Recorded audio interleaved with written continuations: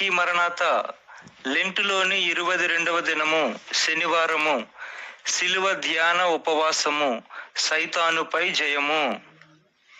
ఏమి కావలే నాకేమి కావలే, ఏమి కావలే నాకేమి కావలే, యేసు శిలువ దీక్ష తప్ప ఏమి కావలే, యేసు శిలువ దీక్ష తప్ప ఏమి కావలే, ఏమి కావలే నాకేమి కావలే, ఏమి కావలే నాకేమి కావలే, యేసు జయము తప్ప నాకేమి కావలే, యేసు జయము తప్ప నాకేమి కావలే.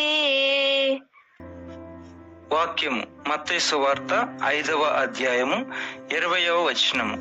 శాస్త్రుల నీతి కంటెను పరిసయ్యుల నీతి కంటెను మీ నీతి అధికము కాని ఎడల మీరు పరలోక రాజ్యములో ప్రవేశింపనేరని మీతో చెప్పుచున్నాను.